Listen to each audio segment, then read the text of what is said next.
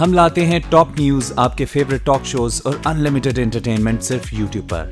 अगर आपने अभी तक हमारा चैनल सब्सक्राइब नहीं किया तो अभी सब्सक्राइब करें और बेल आइकॉन को क्लिक करके हमारी लेटेस्ट वीडियोस के बारे में अपडेट जानें। सब्सक्राइब कीजिए और हम आपको लिए चलेंगे आपकी फेवरेट वीडियो की तरफ।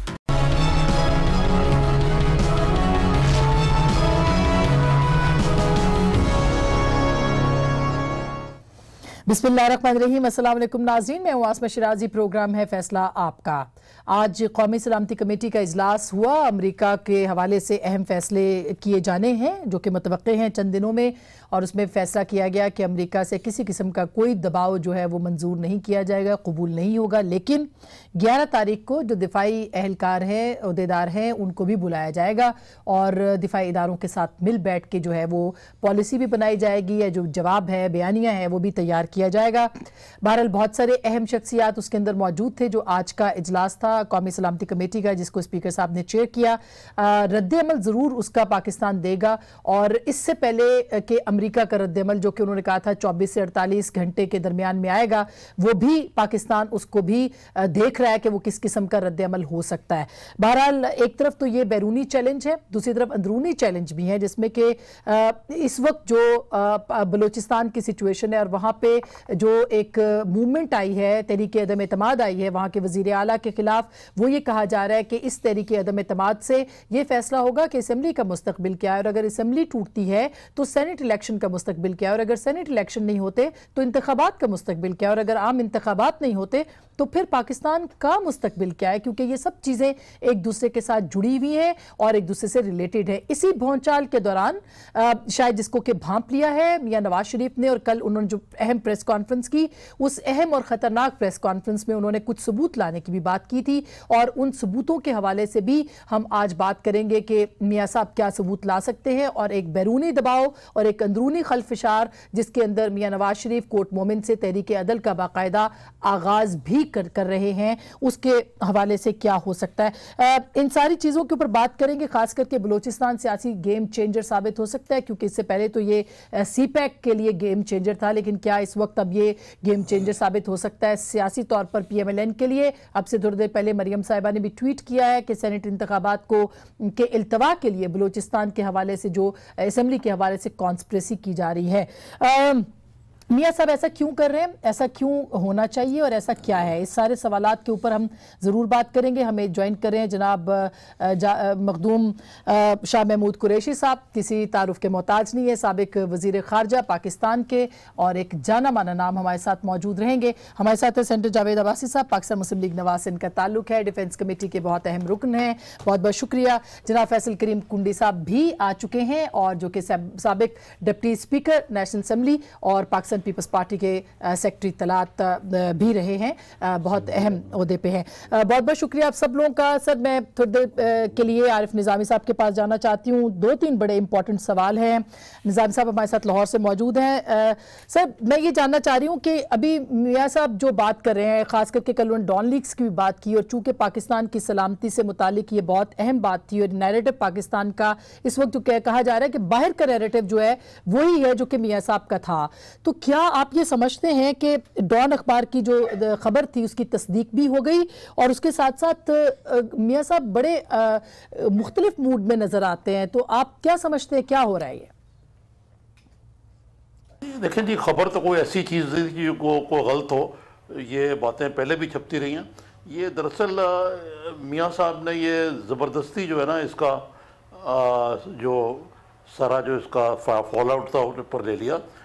ये डॉन लीग्स का मामला जो है जनरल राहिल शरीफ ने शुरू किया था, और उनका मकसद जो था वो इस मामले को भी नवाज शरीफ के ऊपर प्रेशर डालने के लिए था कि उसको एक्सटेंशन दी जाए। अब बाद मियां साहब ने जो डॉन लीग्स का जब रिपोर्ट आई है, तो इसमें ऑफिशियल सीक्रेट्स एक्ट के तहत कहा गया था कि आप इन लोगों को मुकदमा चलाएं। जो रिकमेंडेशन है वो आज भी पड़ी हुई, जब आएंगी तो आपके सामने आ जाएंगी। लेकिन मौजूदा आर्मी चीफ ने कहा कि जी आप इनको फारिग कर दें। उस रिपोर्ट के अंदर ये कहा गया कि आप फारिग कर दें। मियां साहब ने उस पर भी दिले तो लाल से काम लिया। फिर इनके प्रिंसिपल सेक्रेटरी ने जिस तरह की नोटिफिकेशन नुमा चीज़ की, उसके बाद वो ट्वीट आई। फिर जब ट्वीट वापस हुई, उस पर भी इसरार किया कि माफ़ी भी मांगे जो है DGISPR और जनाब उनको बरतरफ भी किया जाए। और इस सारे मामले में फ़ौज में मेरी इत्तला के मुताबिक फ़ौजी क़यादत और अफसरों में भी ये असर जागज़ी कर गया कि हमारा मियाँ नवाज शरीफ से गुजारा नहीं हो सकता। तो इसमें यह कहना कि डॉन लीक्स मेरे खिलाफ इस्तेमाल हुई या इन्होंने उसको मिसहैंडल किया, ये ज़रा डिबेटेबल पॉइंट है। अच्छा साहब, ये आपने इंटरेस्टिंग बात की कि उस वक्त ये फौज ने डिसाइड किया कि मियां नवाज शरीफ के साथ गुजारा नहीं हो सकता। कल वो ये बात करें कि अगर पर्दे के पीछे कार्रवाइयां खत्म ना हुई तो फिर हम अवाम के सामने सबूत रखेंगे। कौन से सबूत मियां साहब रख सकते हैं? क्यों ये धमकी दे रहे हैं? किसको ये धमकी दे रहे हैं? ये दरअसल जो ये उनकी फ्रस्ट्रेशन है, और ये जो आपको याद है कि एयाज सादिक जो स्पीकर हैं उन्होंने एक बयान दिया था कि ये मुझे हुकूमत टर्म पूरी करती नज़र आ रही। इसका बैकग्राउंड भी ये था कि PMLN के बहुत सारे MLNAs को उनके निजी हलकों के मुताबिक ऐसे फ़ोन आए थे जो नो कॉलर ID टाइप के, जिससे उनको उनकी लॉयल्टीज़ बदलने को कहा जा रहा था। वो ये कन्विंस्ड हो चुके हैं अपने जहन में कि अगले इलेक्शन में जो इस्टेब्लिशमेंट है उनको नहीं आने देगी, जिसकी वजह से उन्होंने ये शोर मचाना शुरू किया। बाकी जो सिविलियन मिलिट्री तल्लुकात के बारे में जनरल राहील शरीफ के साथ उनका तजर्बा था, या मौजूदा जो फौजी क़यादत है इनसे तो उनके बड़े अच्छे तल्लुकात थे। ये डॉन लीक्स पे जाकर ही मामला ख़राब हुआ। अच्छा सर, लास्ट क्वेश्चन है कि जनरल राहील के साथ आप कह रहे हैं कि ये डॉन लीक्स में खराब हुआ तो उनकी तरफ से दबाव था, फिर यमन और सऊदी अरब की भी कशमकश, उसमें भी मौक़िफ़ बिल्कुल मुख्तलिफ और जुदा थे। लेकिन राज क्या है मियाँ साहब के पास जो कि सामने आ सकते हैं? ये दोबारा पूछूंगी। ये तो मुझे इल्म है कि ये जो डॉन लीक्स वाला मामला है, कुछ और मामलात में जनरल राहील शरीफ ने पूरा दबाव मियाँ नवाज शरीफ पर डाला। आपको याद है कि लाहौर में हर जगह बैनर लग देते थे उनके हक में कि राहील शरीफ हम तुम्हारे साथ हैं, आप ये भी कि आपको हमें छोड़ के ना जाओ, इस किस्म की बातें। तो ये उस प्रोपेगेंडे का एक हिस्सा था जो कि किया जा रहा था। बाकी आपने यमन और सऊदी अरेबिया की बात की, उसमें मियाँ साहब का स्टैंड मेरे ख्याल से ठीक था कि पाकिस्तान क्यों कर अपने आप को यमन की जो शोरश है उसके अंदर झोंकता है या अपनी फौज को झोंकता। और ये मियाँ नवाज शरीफ के अलावा एक इंस्टीट्यूशनल फैसला था, लेकिन इसके ज़रिए ये ज़रूर हुआ है कि UAE जो है वो मियाँ नवाज शरीफ से सख्त नाराज़ है अब तक। और सऊदी अरेबिया अगरचे वो गए हैं, लेकिन जिस तरह उनके भाई को फौकियत दी गई और उनको ज़रा कमतर, वो सऊदी अरेबिया इनसे भी मुसलसल नाराज़ ही चला रहा है। सर बहुत बहुत शुक्रिया, थैंक यू सो मच। निज़ामी साहब पाकिस्तान के one of the most respectable journalist हमें ज्वाइन कर रहे थे और सीनियर सहाफ़ी भी। शाहजी आपके पास आती हूँ, ये जो बात आपने सुनी ये सारी चीज़ें हैं, और मियाँ साहब ने कल जो बात कही है वो कोर्ट मोमिन में भी वो तहरीक अदल का आगाज़ करने जा रहे हैं, मगर बलूचिस्तान के अंदर एक अजीब सी सिचुएशन सामने आ गई है। ये क्या हम इसको रिलेट कर सकते हैं जो कि इल्ज़ाम बार बार PMLN लगा रही है कि कॉन्स्पिरेसी है उनकी हुकूमत के खिलाफ? देखिए, ये साजिश का इल्ज़ाम तो मुसलसल वो लगा रहे हैं। जब अदालत केस सुनती है तो वो समझते हैं उनके खिलाफ साजिश हो रही है। जब उनसे हिसाब मांगा जाता है, मनी ट्रेल मांगा जाता है, तो वो समझते हैं साजिश हो रही है। जब उनके हलीफ जो उनके साथ चलते रहे, जिनके साथ चार्टर ऑफ डेमोक्रेसी उन्होंने साइन किया, वो उनसे अलहदगी इख्तियार करते हैं उनके रवैये की वजह से, तो वो कहेंगे साजिश हो रही है। अब उनके अपने बहुत से मेंबरान जो उनकी पॉलिसी से इत्तफाक नहीं करते, क्या वो भी साजिश है? क्या चौधरी निसार अली खान साहब जो उनके मोतमिद और करीबी साथी रहे हैं, अगर वो उनकी पॉलिसी से बरबला इख्तलाफ करते हैं, क्या उसको भी मैं साजिश कहूँ? क्या इस वक्त जो बलूचिस्तान में उनकी अपनी जमात के बहुत से मेंबरान, मुस्लिम लीग नवाज के मेंबरान, उनके वज़ीर आला की कारकर्दगी से, वहाँ उनकी गैर हाज़िरी से, अगर जो डिस्टॉर्टेड डिस्ट्रीब्यूशन ऑफ फंड्स है, पुअर गवर्नेंस है, करप्शन है, उससे नाला होकर वो एहतजाज करते हैं और इंटरनल चेंज की बात करते हैं जो कि डेमोक्रेटिक है और जो कि आइन के ऐन मुताबिक है, क्या उसको भी हम साजिश कहें? तो देखिए, there is no end to it कि साजिश क्या है और क्या नहीं है। अगर वो हाँ, जैसे कल उन्होंने कहा कि मुझे लगता है कि इंतखाबात जो अगले होंगे वो इंजीनियर किए जा रहे हैं। जब हम कहते थे कि भाई पिछले इंतखाबात शफाफ नहीं है और हम चाहते हैं कि उनकी एक इंक्वायरी हो जाए, इन्वेस्टिगेशन हो जाए, तो हम पर इल्ज़ाम था कि ये तो डेमोक्रेसी को डीरेल कर रहे हैं। और अब इंतखाबात हुए नहीं हैं और इलेक्शन कमीशन उसने करवाने हैं जो उनकी ही ईमा और उनकी मावनत से मार्ज़ वजूद में आया है, तो इन्हें अगले इंतखाबात में भी साजिश दिखाई दे रही है।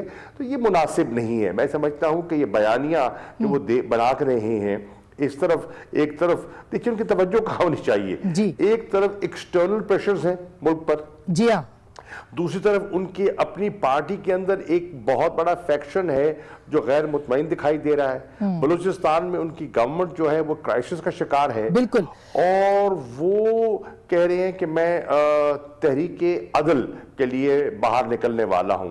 बिल्कुल, और जिसका कोर्ट मोमेंट से वो कह रहे हैं कि मैं तहरीक चलाना चाह रहे हैं। बिल्कुल, वो तहरीक असल में मतलब मैं तो उसको तहरीक इंसाफ का ही नाम दूंगी वैसे, क्योंकि वो तहरीक अदल को उर्दू में हम इंसाफ ही बात करेंगे, अदल और इंसाफ। लेकिन कुंडी साहब, ये बात बड़ी साबिक वजीर आजम है, मतलब कोई मामूली शख्सियत नहीं है, 3 दफा वजीर आजम मुंतखब हुए हैं। वो ये कह रहे हैं मैं बताऊंगा, मेरे पास बहुत सारी चीजें हैं बताने को, और अगर ये सिलसिला रुका नहीं तो मैं सारे सबूत अवाम के सामने रख दूंगा। बिस्मिल्लाहिर्रहमानिर्रहीम। देखें, शाह साहब मुझसे ज़्यादा पुराने पॉलिटिशियंस हैं और उन्होंने बहुत सी चीज़ें बड़ी नज़दीक से देखी हैं।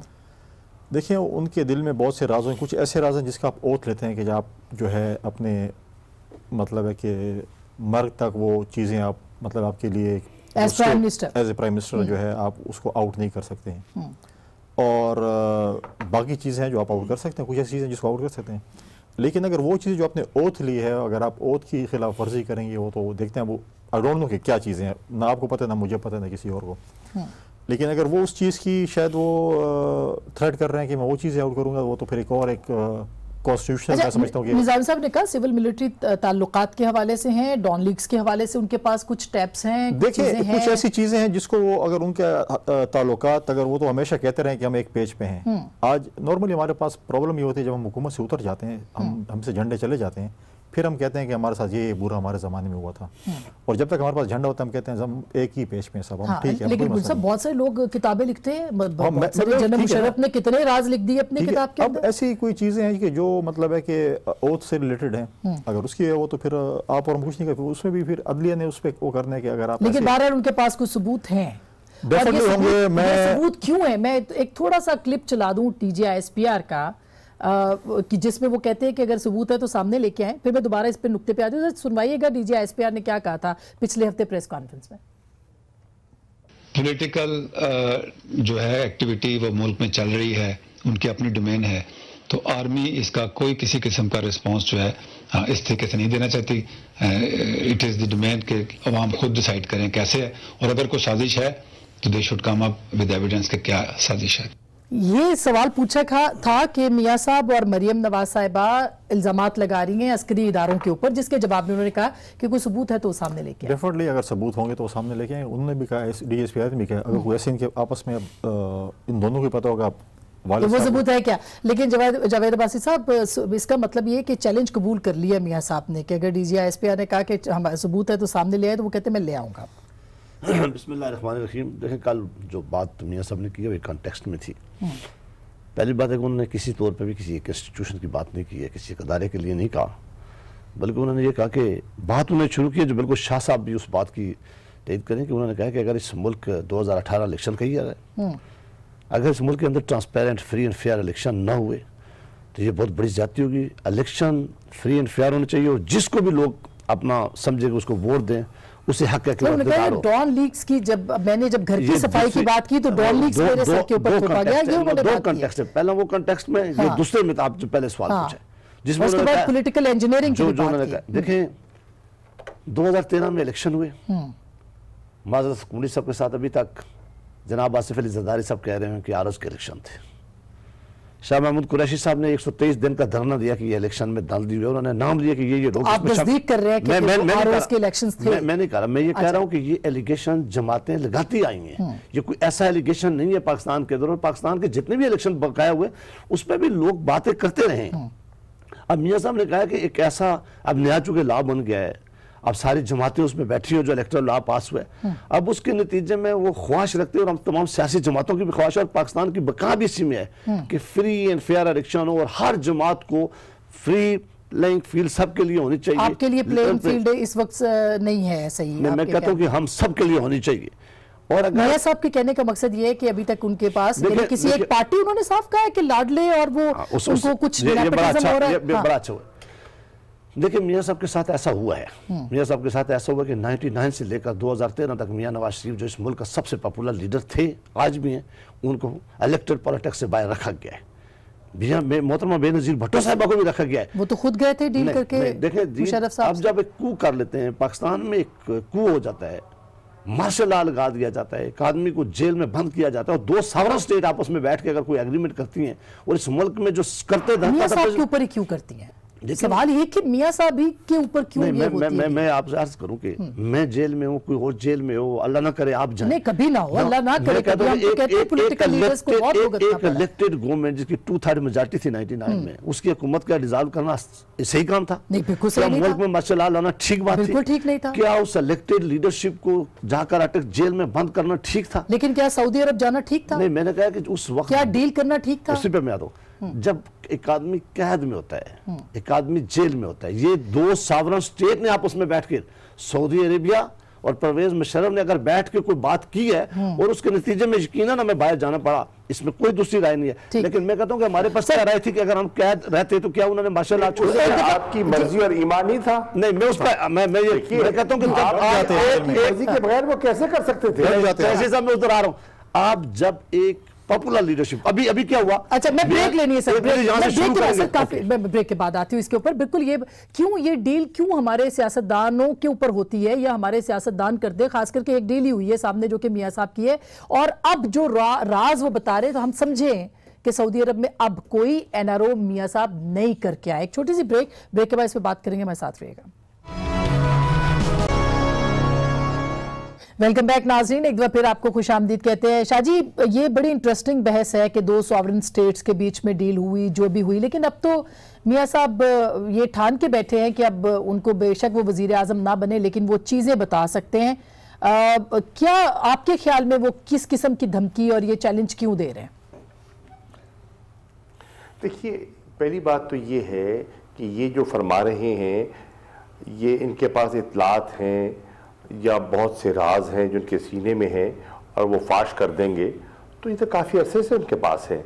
और 2014 के धरने को वो किसी साजिश से तशवीह दे रहे हैं, तो फिर सोचने की बात है कि इतना अरसा वो हुकूमत में रहे, उस साजिश को उन्हें बेनकाब क्यों नहीं किया? फिर अगर पीटीआई उस साजिश का हिस्सा थी तो पीटीआई को एक्सपोज कर देते। फिर पीटीआई को एक तरफ वो दावत देते रहे कि आप असेंबलियों में वापस आएँ, आप धरना ख़त्म करें, आप मेन स्ट्रीम में वापस आइए, और दूसरी तरफ आप इल्ज़ाम लगा रहे हैं कि हम साजिश का हिस्सा हैं। देखिए, कंफ्यूज स्टेट ऑफ माइंड है और इनको समझ नहीं आ रही कि क्या कहा जाए, क्योंकि इस वक्त उनको दिखाई दे रहा है कि शायद हालात जो जिस तरह उनका केस आगे बढ़ रहा है उससे कुछ नाउमीद दिखाई दे रहे हैं, और उस नाउमीदी की वजह से वो बहुत कुछ दाव पे लगा रहे हैं। देखा जाए तो अगर उनकी जात फर्ज कीजिए इस वक्त खेल से बाहर है, लेकिन उनकी जमात तो खेल से बाहर नहीं है। आज भी हुकूमत उन्हीं की है, आज भी मरकज में, पंजाब में, और आइंदा की वो तो अभी कह रहे हैं कि हमारा पॉपुलैरिटी ग्राफ इतना बुलंद है कि आज इंतखाबात हो तो मुस्लिम लीग नवाज दोबारा जीतेगी। अच्छा, लेकिन आपको लगता है कि इंतखाबात उजलत में क्यों है? सर जी, ये जो बलूचिस्तान की सिचुएशन हो गई है, आपको लगता है कि इंतखाबात हो सकते हैं? आपको लगता है कि सेनेट इलेक्शन हो सकते हैं? क्योंकि इस वक्त अगर मियां साहब ये सस्पेक्ट कर रहे हैं तो ये बलूचिस्तान की सिचुएशन के बाद उन्होंने ज्यादा खुल के बोला है। वहां क्या हो रहा है, क्यों हो रहा है, और आपको क्या लगता है सेनेट इलेक्शंस के बारे में? ये बताइए ना, ये तो फिर ज़हरी साहब इसका जवाब देना कि वहां ये क्यों हो रहा है। जो उनके सबसे ज्यादा मोतमिद थे और उनके दस्ते राज थे, उनके जो होम मिनिस्टर थे बलूचिस्तान के, सरफराज भुट्टी साहब जी, तो वो आज जो नाला दिखाई दे रहे हैं और उनको सैक करना पड़ा, चीफ मिनिस्टर को, अपने एडवाइजर्स को सैक करना पड़ रहा है, उनकी अपनी जमात के लोग कह रहे हैं। देखिए, या तो होता ना कि कोई और जमात के लोग कह रहे होते, उनकी अपनी जमात के लोग जो है वो उनकी अपनी हुकूमत और चीफ मिनिस्टर की कारकर्दगी के बारे में वो उंगलियां उठा रहे हैं। वो कहते हैं कि हमारा तो मुस्लिम लीग नवाज का वजूद ही खत्म हो गया है, हमें तो दिखाई नहीं देता कि ज़हरी साहब मुस्लिम लीग नून के वजीर आला है या पख्तूनख्वा मिली अवामी के नुमाइंदा है। और उन्होंने जिस तरीके से वो यहां तक कहा कि वो महीने में चंद दिन कोयटा में दिखाई देते हैं, अक्सर और बेशतर तो बाहर होते हैं, कभी कराची में, कभी इस्लामाबाद में, कभी दुबई में। ये तो वैसे बलूचिस्तान के हर वजीर आला के बारे में यही शिकायत आती रही है। लेकिन देखिए बलूचिस्तान, आसमा देखिए, बलूचिस्तान आपका अहम तरीन सूबा है। बलूचिस्तान में आप देखिए इन्वेस्टमेंट पोर इन कर रही है, सी पैक के लिहाज से बलूचिस्तान बहुत इंपॉर्टेंट है और उनको बहुत से फवायद हासिल हो सकते हैं। वहां का वजीर आला वो एक तरफ गिला करते हैं कि हमें हक नहीं मिलता, और जब उनके पास अपॉर्चुनिटी होती है तो उसको अवेल नहीं करते। दुरुस्त बात है, लेकिन जिम्मेदार कौन होगा? बिल्कुल, लेकिन कुडी साहब 4 साल के बाद वहां की असेंबली और एमपीज को याद आया है कि वजीर आला की कारकर्दगी ठीक नहीं है। 3 साल तो हो गए उनको भी वजीर आला बने, 4 साल बाद, 2 साल बाद सर, 2 साल मालिक साहब थे जी, उनके बाद 2 साल मालिक साहब थे। फिर आपको याद होगा उनके स्पीकर नाराज हुए, जान जमाली साहब, कुछ अर्सा पहले जब सेनेट का इलेक्शन पिछला था, 2-3 साल पहले, वो नाराज हुए और फिर यहाँ ये चीजें चलती रही। कुछ ना कुछ खिचड़ी पक रही है बलूचिस्तान में जो कि अभी तक जाहिर नहीं हो रही। और डेफिनेटली वो मुस्लिम लीग के नहीं, पख्तूनख्वा के वज़ीर आला डेफिनेटली होंगे, जैसे शाह साहब ने भी बात की।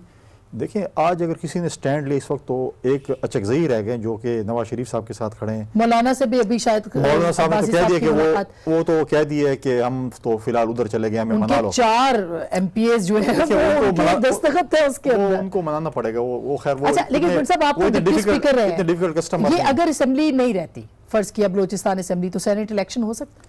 मेरे ख्याल में आप तो 3 असेंबली कह रहे हैं, मेरे ख्याल में अगर एक असेंबली भी नहीं होगी तो शायद सेनेट का इलेक्शन, क्योंकि आपका जो इलेक्टोरल कॉलेज है पूरा नहीं होगा। और अभी ये 9 तारीख को ये फैसला हो जाएगा तहरीक अदम एतमाद का, और कोई ऐसा बहरान पैदा होता है कि गवर्नर तो वहां पे असेंबली नहीं तोड़ेंगे जो कि पी के मैप के ही हैं। अगर वो एतमाद उनके ऊपर चीफ मिनिस्टर पे जो है वो अगर वो कॉन्फिडेंस का वोट नहीं लेते हैं और अदम एतमाद कामयाब होती है तो फिर तो गवर्नर के पास कोई और रास्ता नहीं है, वो कॉन्स्टिट्यूशनली अपने ड्यूटी सर अंजाम देंगे। ऐसी बात नहीं है कि वो कुछ कर सकेंगे। यानी सारी असेंबली अगर मुस्ताफी हो जाती है तो उसके बाद तो कोई वजूद नहीं रहता है। हाँ, सारी असेंबली तो मेरे ख्याल में मुस्तफी नहीं होगी, कुछ ना कुछ मेंबर्स ऐसे होंगे कि जो रेजिस्ट करेंगे। और अगर वो कॉन्फिडेंस का वोट नहीं लेते हैं और नो कॉन्फिडेंस आती भी है, और अगर पाकिस्तान में नो कॉन्फिडेंस आएगी तो बिल्कुल भी वो होगा कि बिल्कुल डामाडोली होगी। अब क्या पता कि नए चीफ मिनिस्टर के नए इलेक्शन का ऐलान कर दें, ये भी हो सकता है। और अगर ये हो जाता है तो फिर एक क्राइसिस मुल्क में क्रिएट होती है। आपने जो एनआरओ की बात की, मेरे ख्याल में कि मियाँ साहब जो मैं समझता हूँ कि गुस्से में है या तपे हुए हैं, वो इस वजह से है कि मेरे ख्याल में कि डील या एनआरओ जो है वो शहबाज शरीफ के साथ करने को तैयार है और मियाँ साहब के साथ करने को तैयार है। कौन तैयार है? स्टेट्स कहें, स्टेट्स जो कि आप देखें जाने का तरीका, मियाँ साहब छोटे मियाँ साहब गए जेट में, बड़े मियाँ साहब गए कमर्शियल फ्लाइट पे। एक हमारे, और ये तासुर तो सऊदी अरब से भी दिया गया है कि लिहाज किसको ज्यादा अहमियत लिहाज होता है। चलो उनको छोड़ने गए तो 3 घंटे की फ्लाइट थी, फिर आ जाता जेट, कोई ऐसा तो नहीं था।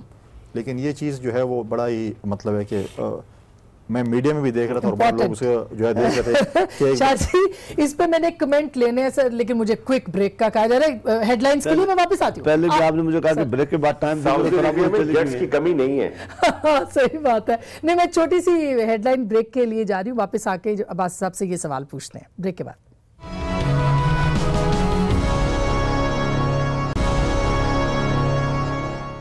वेलकम बैक नाजरीन, एक बार फिर आपको खुशामदीद कहते हैं। अभी हम बात कर रहे थे ब्रेक से पहले कि बलूचिस्तान असेंबली का मुस्तकबिल क्या है। भाई साहब, मैं आपके पास जरूर आऊंगी। मेरे साथ सरफराज भुगटी साहब हैं जो कि आपके ही पार्टी के हैं, 2 मुस्लिम लीगी इनफैक्ट। सरफराज साहब, आप पहले तो ये बताइए कि ज़हरी साहब के ऊपर अब आपको जब कुछ ही महीने रह गए, क्या एतराज़ात शुरू हो गए? और कहा यह जा रहा है कि बलूचिस्तान से ही सियासी गेम चेंज जो है उसका आगाज हो रहा है। असमा दीदी, शुक्रिया आपका। सबसे पहले तो आपको मैं ये बताता चलूं कि बलूचिस्तान की पॉलिटिक्स को खुदारा बाकी सूबों की पॉलिटिक्स के साथ मिक्स ना कीजिएगा। यहाँ पर अनफॉर्चुनेटली जो मेन स्ट्रीम पॉलिटिकल पार्टीज हैं, इंक्लूडिंग माय ओन पार्टी, कभी भी इन्होंने इन्वेस्ट नहीं किया है। माँ सवाए मोहतरमा बेनज़ीर भुट्टो शहीद के जब तक वो जिंदा थी तो वो चारों सूबों की जंजीर थी।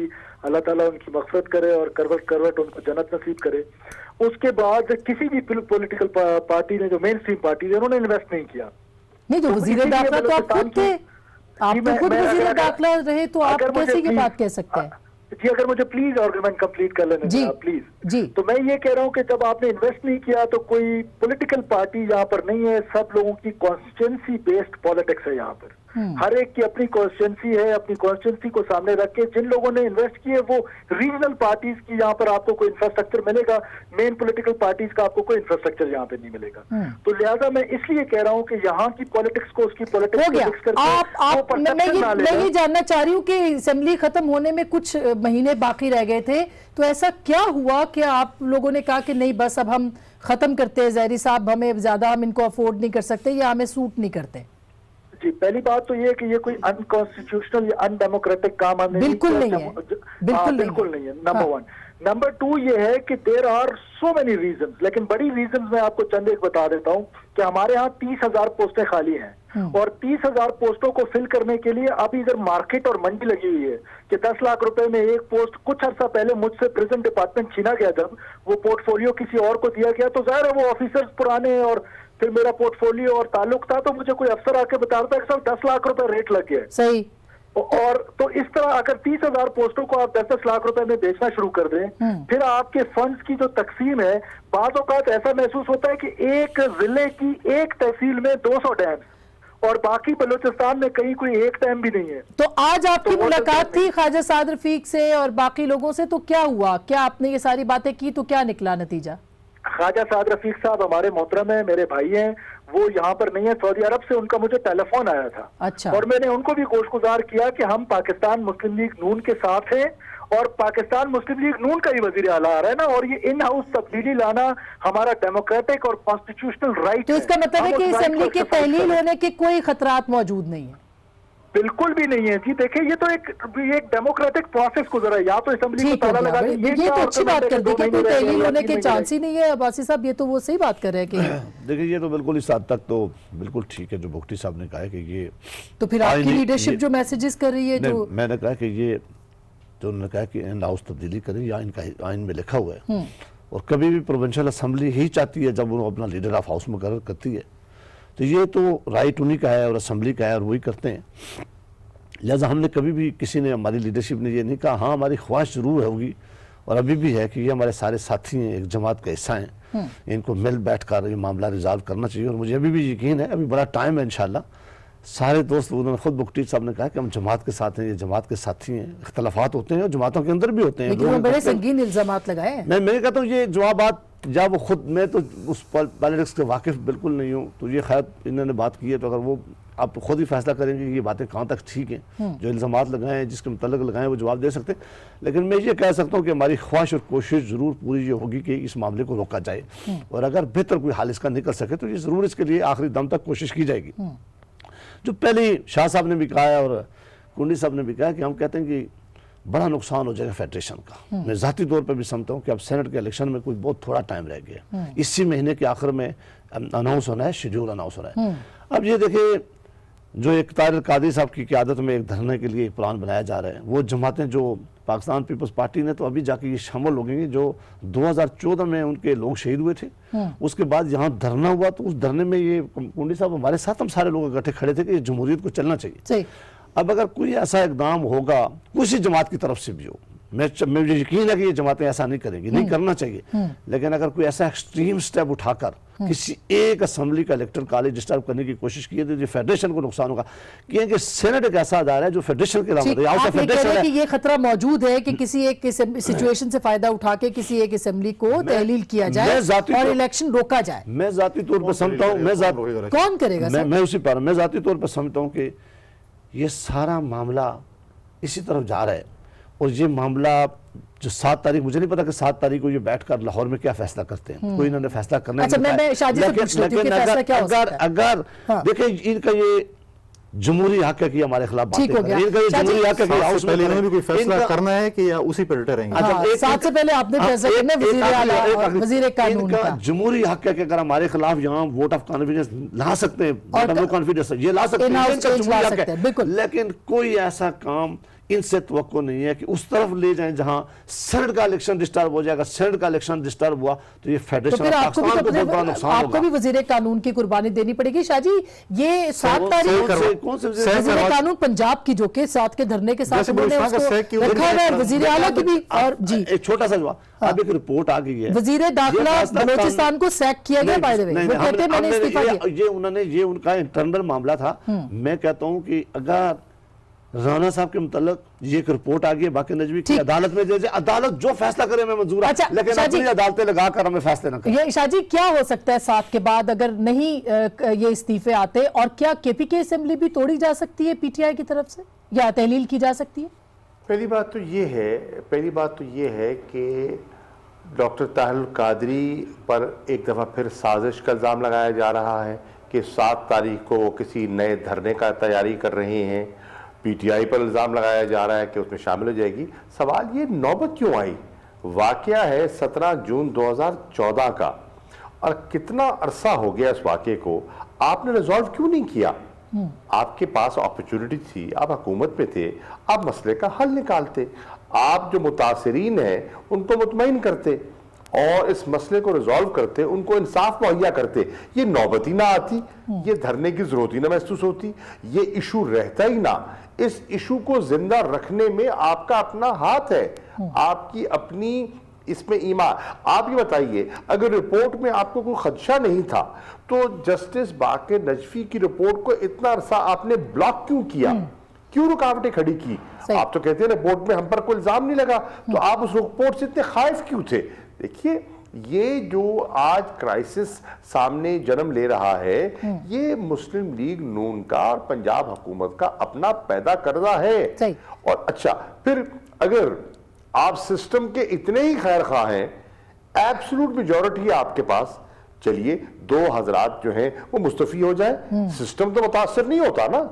जो आप कह रहे हैं ना, एक बहुत बड़ी साजिश की जा रही है और सेनेट के इलेक्शन को सबोटाज किया जा रहा है, वो आप नौबत ना आने दीजिए, आप उसका हल निकाल लीजिए। आप जो जहरी साहब हैं वो क्यों हर धर्मी में मुब्तला है?